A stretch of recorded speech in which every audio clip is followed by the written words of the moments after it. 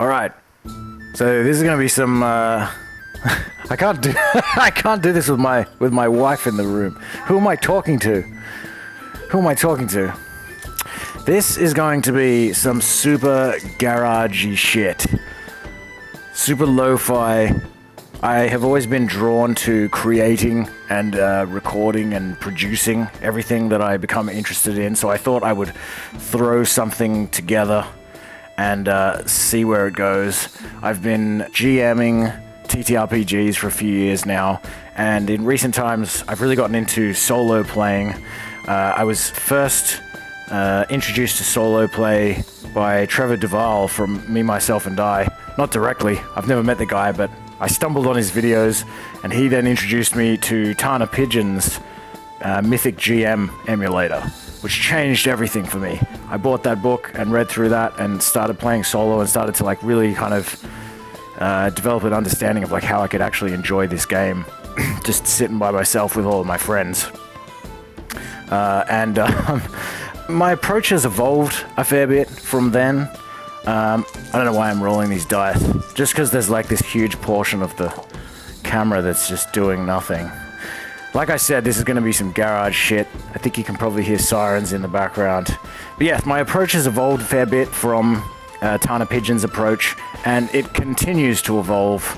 I've also watched quite a bit of videos from a guy called Chaoclips. You should look him up. In fact, you should definitely look him up. I wouldn't even watch this. You should really, if you're trying to learn how to solo play and you're interested in like various different systems and things, you should be watching him. Don't be watching me. But I think like part of the game, like a big part of the game for me really is developing my own system, like my own methods and tools for playing solo. I have this idea that I can create like a sort of a framework that I will sort of take with me from game to game, from system to system, so I can kind of slot other systems in. I can kind of mix and match and this sort of thing. So whatever this is, I think I am definitely somebody, not that you could learn from so much as maybe somebody you could learn with. So I guess this is like more of like a vlog than a how-to. And yeah, so I thought I would start by just quickly running through the method that I've been using recently to start adventures, because often what I do on like a Monday night or whatever is I just like sit down and kind of like start an adventure and kind of get it going, and then by the following week I'm excited about a new idea, and so I start again, which has kind of been handy on sort of getting like my method for doing that down. So I thought I would just run through that and see what happens. And yeah, so the way that I would usually start an adventure is firstly to use the D30 Sandbox Companion by Richard J. LeBlanc Jr. And I've got some tabs up here. And the first thing that I want is a goal. There's a D30 table here for a major goal. So I'm going to write down goal. And I want to like work out like a couple of things, but I've kind of realized through playing a few times that if I sort of roll and determine everything first and then try to fit it all together, I end up kind of like getting myself in a knot. So I feel like what is best in life, Conan, is to work out one thing at a time and sort of build on that thing with the next thing that you work out. But I want to use a different table because I've created some of my own versions of some of these tables, not to cast any aspersion upon the D30 Sandbox Companion. This is a fantastic book, and you should definitely I think this is like a really good way to start personally. But I've created a couple of tables that are sort of like customized a little bit more just for my own particular like way of thinking. So I'm going to roll. They're also like D100 tables. Not that I don't have a D30. I possess many D30s, of course, but I'm going to start by rolling on this. How am I going to do this? Am I going to move the camera over to here? Yeah. All right. It's a D100. So what do we got? 26. So 26 is going to be destroy. So the goal then is to destroy something. So what do I have to destroy? I have to destroy a 46. 46 being a group. I have to destroy a group. Destroy a group. Now, I don't know what this group is, but I have a feeling that I might have a better idea about that once I know what the obstacle to my goal is.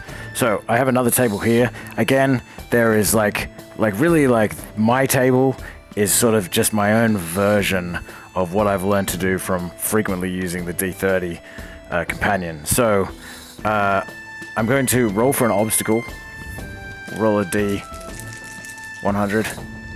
And we get 22. 22 is you must compete. You must compete. Technically, the obstacle of having to compete is the thing that is in the way of me destroying the group. But when I'm trying to come up with the adventure, I'm not so rigid as that I would kind of only see it as the obstacle to destroying the group. It could be an obstacle that I have to face along the way to destroying the group, or really, it's kind of like a spark table. Like anything that my mind comes up with is like a viable possibility. So I don't know exactly what this means, but I'm going to use what I call a multivalent question to work out exactly what this means. So the way that I do this is I will essentially just try to come up with a couple of ideas about what this could be. The first thing that comes to mind is that maybe it's like I'm a gladiator, and I have to destroy some organization that puts on these gladiatorial contests and enslaves people and forces them to be gladiators. So, you see what I'm saying? In that case, the obstacle is not exactly the obstacle to destroying the group, but it gives me this idea, so it doesn't really matter. Another possibility is that I have to destroy some object before another group destroys the object, so it's kind of like a competition of some kind. Another possibility is that it's just like a war, my group has to compete with their group and try to destroy them. So it's just a war. Maybe some entity is hiring people to go and destroy this group, and they want the best hero for the job. So these potential heroes have to compete with one another before they are permitted to even go and try to destroy the group. So this would be what would you call this? Like a trial? Maybe you just have to overcome a variety of obstacles to defeat this group. So your obstacle is just obstacles. Maybe this group consists of a series of kung fu masters. So you have to defeat one in turn, like a tournament. Tournament? Is that how you spell tournament? Or maybe this group is a group of magical beings of some kind, and when you destroy all 5 of them, or whatever it is, then they bestow upon you some great power, and so maybe you have to destroy them before the enemy destroys them, otherwise the enemy will possess this great power. I'll just put bestow. So this creates 1, 2, 3, 4, 5, 6, 7. This creates an odd number of things on my table. So I need a divisor of 100, so I'm just going to go to the closest. I'll just round up to 10, and I won't worry about it so much because who the fuck wants to do maths when they're playing RPGs on the weekend? So 10, 20, 30, 40, 50, 60, 70, and then I'll just say that basically if I roll between the 71 and 100, then it'll just be a re-roll. Come over to here and roll a D100, and oh, by the way, I by habit roll a D4 and a D6 along with a D100 just because of something that's not really relevant in this situation. But anyway, I got a 60, which means the result is tournament, which means we are going to fight a series of Kung Fu masters or something similar. But they may not actually be Kung Fu masters. They might be something else. So I'm going to roll on the D30 Sandbox Companion theme table to give me some idea of what sort of tournament this might be. So 20 gives me madness. So I'm gonna write down madness here is my theme. The first thing that comes to mind when I read madness is that like maybe these so-called Kung Fu masters are like different aspects of my psyche. Like maybe me or my group of companions, whatever it ends up being, are like sent into a mind and we have to fight like different parts of that mind that have gone mad. So I guess I will go psyche for the first option. I guess another option would just be that there are like beings that bring madness, like just their mere presence causes all of those around them to go mad. So there's kind of like a plague of madness, or they could be like gods of madness, or maybe they feed off madness. So I guess this would just be a kind of a like yeah, they're just like gods or demons. They're kind of just sort of adjacent to or causing the madness. What else could there be? I feel like I want at least like 3 possibilities. Maybe they're just people who have lost their minds. Maybe they're like if you've ever read the manga Claymore or watched the anime, it's one of my favorite mangas and favorite animes. Maybe they're like like warriors who have like kind of dabbled in some kind of power, demonic power, or even just like wizards. Like maybe magic in this world is like, you know, like if you stare too long into the depths, then you will like lose your mind and this sort of thing. So maybe they're like kind of warriors or wizards who have become so powerful that they've lost control of their power, and now they posing a threat, and then maybe there's like several of them. So they've gone nuclear. I'm gonna say gone nuclear.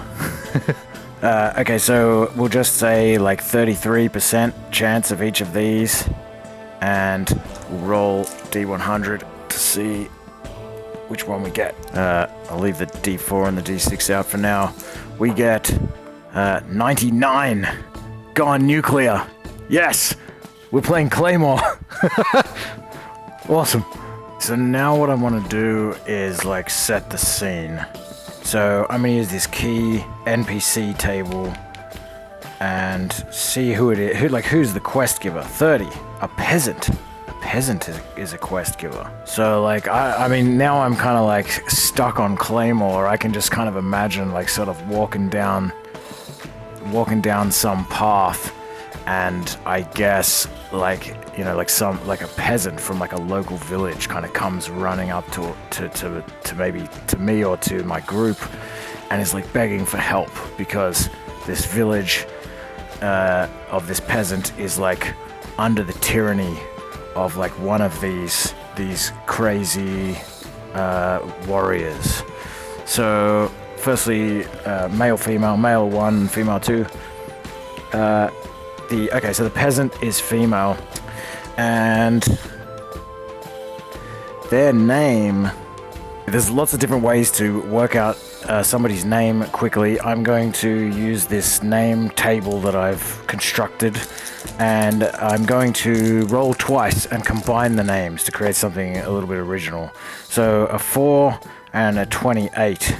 So 4 and 28. So we've got Kira plus something, a 5 and a 96. So 5 will be in the 6 range, so 5 and 6. So it's above 4. Basically, is kind of how I do my tables. So 5 and 6, and a 96. So 96 is Zelda. So Kira plus Zelda gives me Kelda, Kalira. It's just some random peasant. We'll go with Kalira. So Kalira is I don't know, like I don't need to know like heaps about Kalira, but just to kind of like start this off well. I don't even know who I am yet, but I feel like there is a table in here. Persona. Yeah, I'll go personality. I'm just gonna roll on the personality table a D30.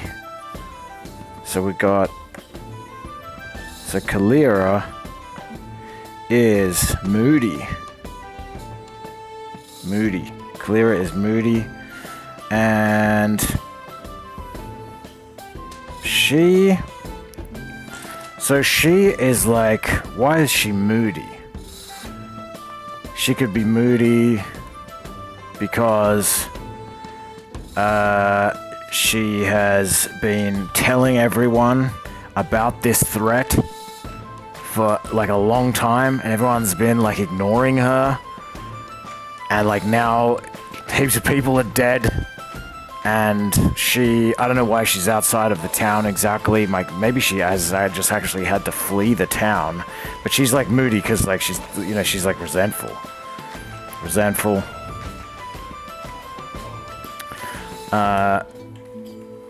And yeah, I think is she resentful? Okay, so I'm gonna now at this point I'm gonna roll just a bivalent question. So this is like just my version of Tana Pigeon's fate check. But basically the way I'm gonna do it is just set a percentage. So we'll just say, because I have no idea about Kalira or anything, that it's just going to be 50-50. So there's a 50% chance that my idea here is correct, that she is resentful because the people in her village have been ignoring her for some reason or other. And so if it's basically 50 or below, then that's correct. If it's above that, then it's not correct. And I will roll a d6 as well, and if I hit a 1 on the d6, then whatever the result is, I'll emphasize that result. So like if it's a no, and I get a 1, then it's like, not only is she not resentful, but something. And if I get a 1 and she is resentful, it's like, not only is she resentful, but she's super resentful because etc. So, okay, 50-50. So 50% chance that she is resentful in the way that I was thinking. Okay. So an 89. So she is not resentful. So this idea that I've had is now crossed off. So she is moody for some other reason. Now I could like sit here and like roll a million of these bivalent questions, but I think often what I've kind of learnt to do is, all right, this one didn't pan out, I'll come up with another idea, but I'll just run with that idea, because if I just keep doing this, eventually I'll run out of ideas, and then I'm like, shit, I have no idea why Kalira's moody. So, what's another reason why Kalira could be moody? Maybe she is one of these crazed warriors. She is one of these crazed warriors.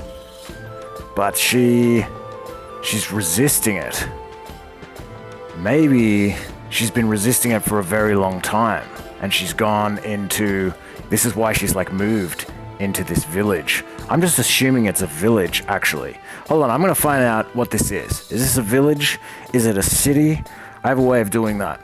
I cannot for the life of me find the table that I was thinking of that was going to determine the type of settlement that we're going to start in, but then I remembered that this book, which is the Shadowdark rulebook, has a small d6 table in it, so I'm going to use that.